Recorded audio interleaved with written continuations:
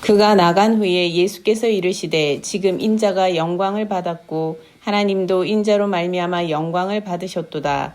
만일 하나님이 그로 말미암아 영광을 받으셨으면 하나님도 자기로 말미암아 그에게 영광을 주시리니 곧 주시리라. 작은 자들아 내가 아직 잠시 너희와 함께 있겠노라.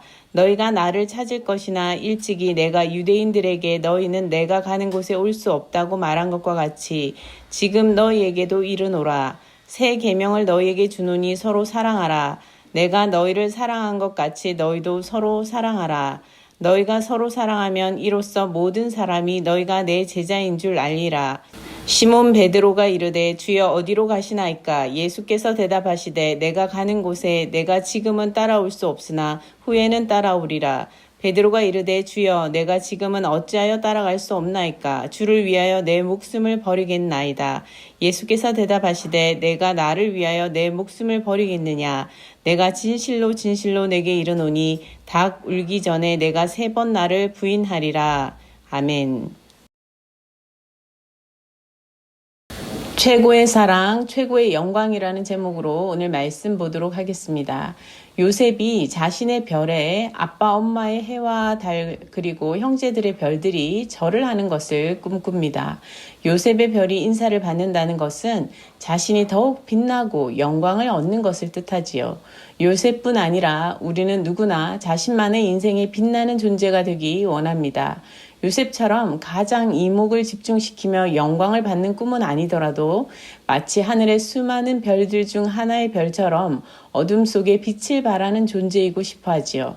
우리는 누구나 빛나는 삶, 영광을 얻는 삶을 원하고 있습니다. 그러나 우리는 우리가 어떻게 하면 빛이 나는지, 나 자신의 빛을 발하며 살 수 있는지 잘 알지 못한다 할 수 있습니다.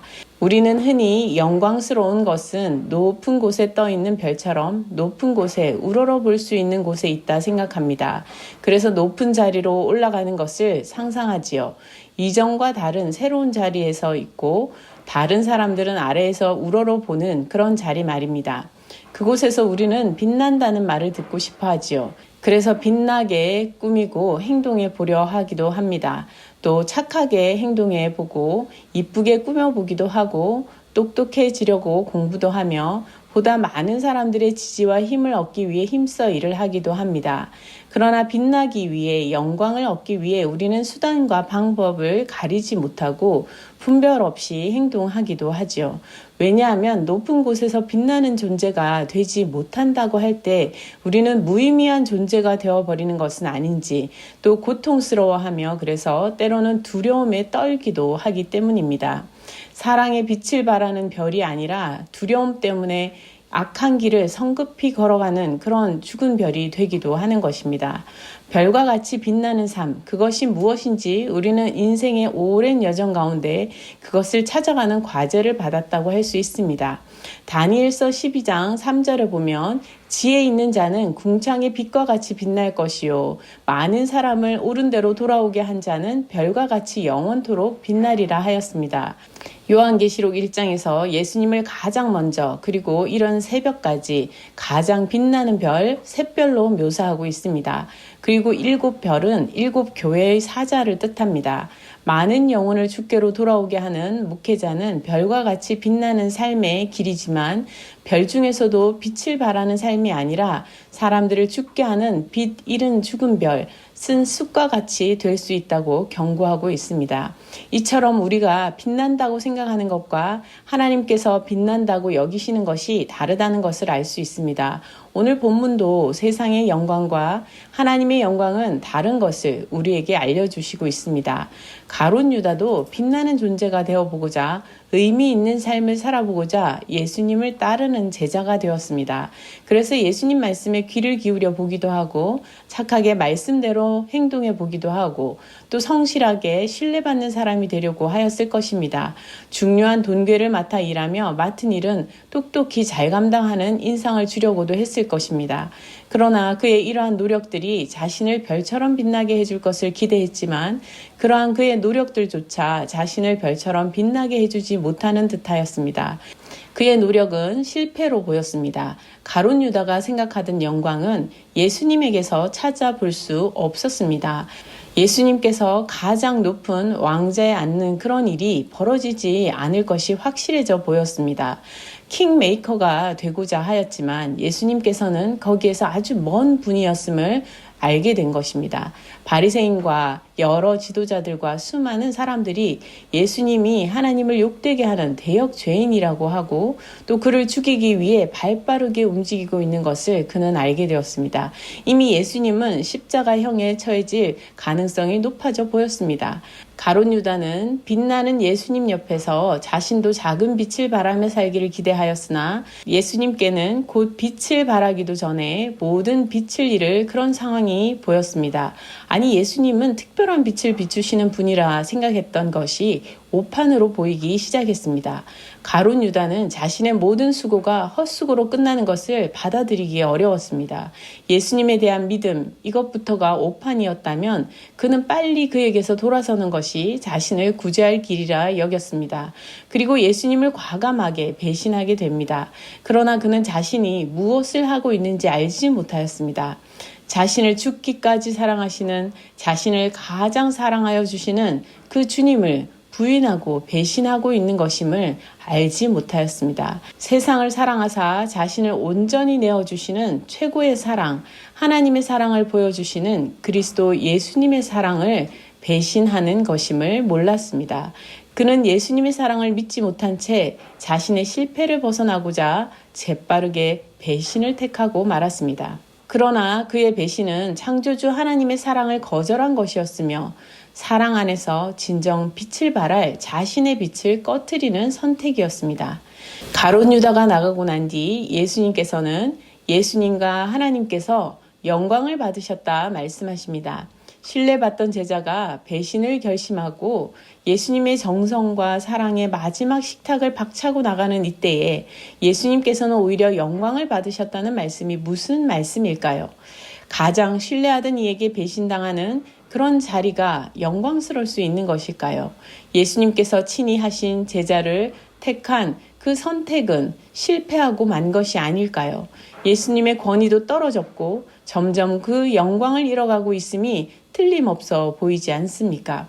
제자들과 사람들의 기대처럼 예수님께서 왕의 보좌에 앉아 영광을 얻으시는 것이 아니라 지금 막 실패자의 모습이 되고 있는 그런 상황이 아닙니까? 뭔가 거창하게 되시는 모습을 예수님께서 짠 보여주실 그런 날을 기대했는데 예수님께서는 아무것도 아닌 듯한 모습으로 되고 있으셨습니다. 영광은 어디에 있는 것일까요? 하나님의 영광은 어디에 있는 것일까요? 예수님께서는 하늘의 영광을 버리고 이 땅에 오셨습니다. 이 세상의 영광을 차지하기 위해 하늘의 영광을 버리고 오신 것일까요? 아닙니다. 예수님께서는 이 땅에서도 영광을 버리십니다. 중요한 것은 왜 영광을 버리시는가입니다. 예수님께서는 하나님을 온전히 사랑하시어 하나님의 뜻과 하나가 되시기 위함이었습니다. 또 하나님의 사랑으로 세상을 온전히 사랑하시기 위함이었습니다.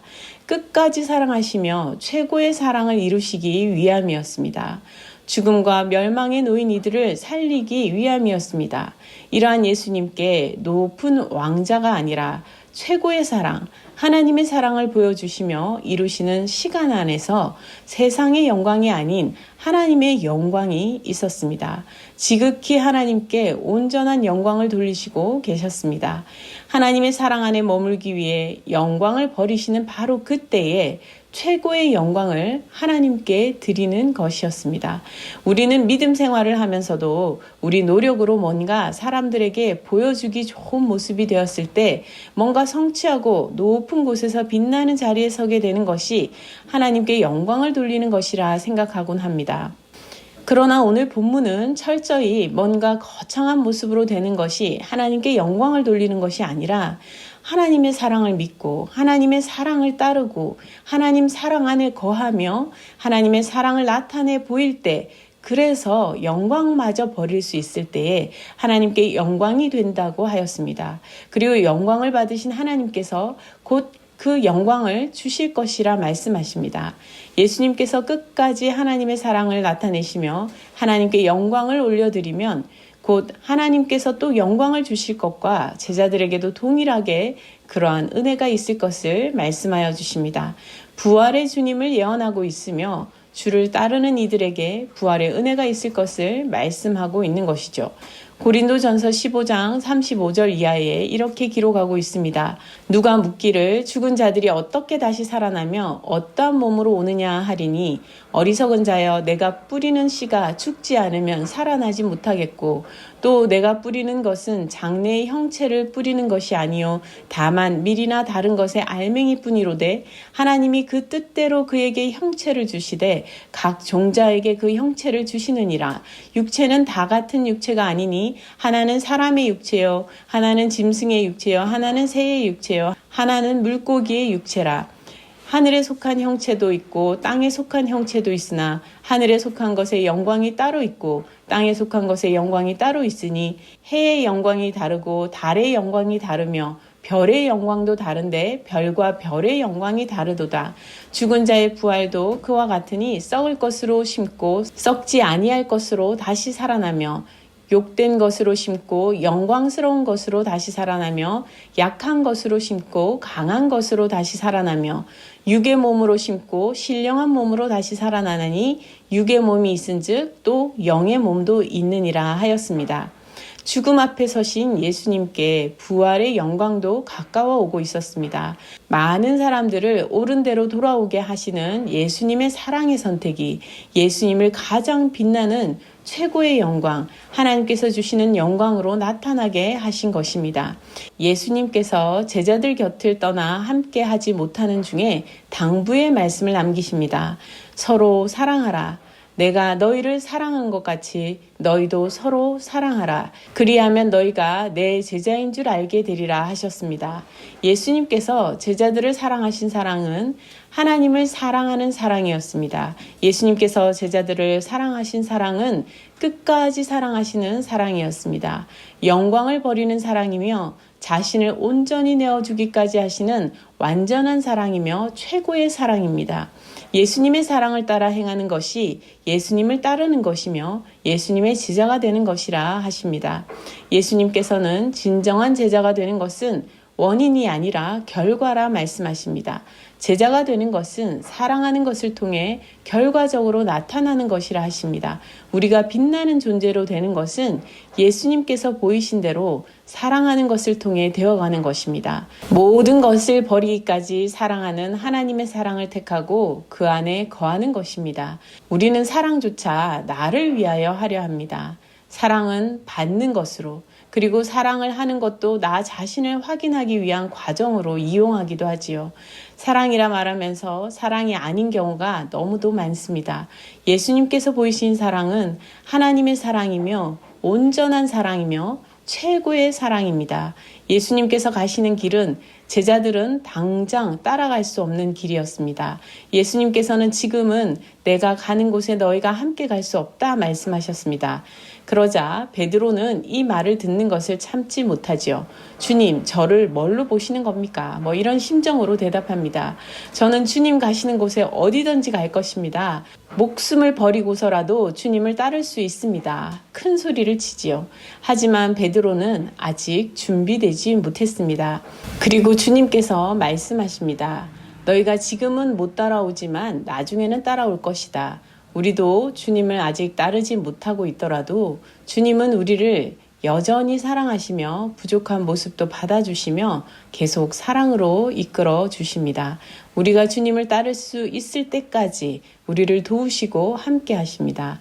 베드로는 자신이 모자라게 보이는 것을 견딜 수 없었던 것 같습니다. 자신이 충분히 주님을 따를 사람으로 평가받고 싶어 하였습니다. 자신의 실제 모습을 자신이 알지 못한 채 말입니다. 예수님께서는 베드로의 모습을 적나라하게 말씀해 주십니다. 내가 목숨까지 버리겠다고 하지만 너는 닭 울기 전에 3번이나 나를 모른다고 부인할 거야 말씀하십니다. 죽도록 충성을 맹세하는 수제자 베드로의 약속에 예수님께서는 칭찬은커녕 구체적인 예언의 말씀으로 반론하시니 베드로의 심정은 어땠을까요? 자신이 뭔가 좀 된 사람, 괜찮은 제자라는 이야기를 듣고 싶었는데 끔찍한 이야기를 듣지 않습니까? 정말 낯부끄러울 듯한 그런 말씀이었습니다. 그런데 예수님께서 자신에게 배신당하신다면 오히려 화를 내시며 기가 막혀 하실 법도 한데 정작 예수님께서는 너무도 담담하게 얘기하시고 계셨습니다. 제자들을 여전히 사랑으로 기다리고 계셨습니다. 하지만 직접 예수님께 그 말을 들은 베드로는 아마 목이 턱 막혔지 않았을까요? 아직 베드로는 예수님을 따를 만큼 예수님을 사랑하고 있지 못하였습니다. 하나님의 사랑 안에 온전히 거하지 못하였습니다. 최고의 제자가 되었다고 말하고 싶었지만 하나님의 사랑을 보여주신 예수님을 진정 사랑하지 못하고 있었습니다. 예수님께서 부활하신 뒤에 찾아오셔서 내가 나를 사랑하느냐 3번 물으시는 것을 볼 수 있지요. 아직은 베드로가 그 질문에 진정 답할 준비가 되어 있지 못하였습니다. 예수님께서 내가 너희를 사랑한 것처럼 너희도 서로 사랑하라 말씀하여 주시지만 베드로는 아직 이 말씀을 따를 준비가 되어 있지 않았던 것입니다. 예수님께서는 하늘의 영광을 버리고 이 땅의 영광도 버리고 하나님의 사랑을 보여주셨습니다. 하나님의 사랑을 온전히 성취하셨습니다.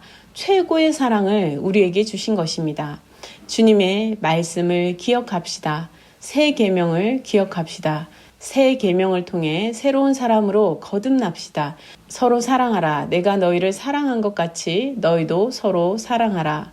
영광은 어디에 있습니까? 영광은 우리에게 어떻게 주어집니까? 사람들을 옳은 대로 돌아오게끔 하기 위해 하나님 아버지 품으로 돌아오게끔 하기 위해 이 땅의 영광도 버리면서까지 최고의 사랑, 하나님의 사랑으로 끝까지 계속 사랑할 때에 하나님께로 최고의 영광이 돌려지며 또 하나님께서 우리를 영광스럽게 하시는 것입니다. 함께 기도하시겠습니다. 주님, 이 땅에서 성공한 삶을 추구하며 무엇인가 되어보려 하다가 실패를 맛보며 고통 가운데 살아가게 되는 것을 봅니다. 계단을 오르다가 휘청하고 굴러 떨어지는 것처럼 우리의 삶의 자리에 높낮이를 두고 높은 곳을 오르려 힘쓰며 오르지 못하는 것을 두려워하고 가까운 이웃을 바라보지 못한 채 살아가고 있습니다. 우리를 위해 하늘 영광과 이 땅의 영광을 다 버리신 예수님을 바라보게 하옵소서. 우리를 죽기까지 끝까지 사랑하신 사랑을 보게 하여 주옵소서. 최고의 사랑으로 우리를 사랑하신 주님을 바라보게 하옵소서. 우리도 이 땅에서의 영광을 구하기보다 하나님께 영광을 돌리는 삶을 살게 하옵소서. 서로 사랑하되 주님께서 우리를 사랑하신 것처럼 우리도 서로 사랑하게 하옵소서. 예수님 잘 따르는 제자가 되게 하옵소서. 우리가 아직 주님을 충분히 잘 따르지 못해도 우리를 여전히 사랑하시는 주님을 바라보게 하옵소서. 또 그러한 사랑으로 우리 가족과 성도와 이웃을 바라보게 하옵소서. 영광을 받으신 하나님께서 곧 우리를 영광스럽게 하실 그 은혜를 모두 다 누리게 하여 주옵소서. 예수 그리스도 이름으로 기도드립니다. 아멘.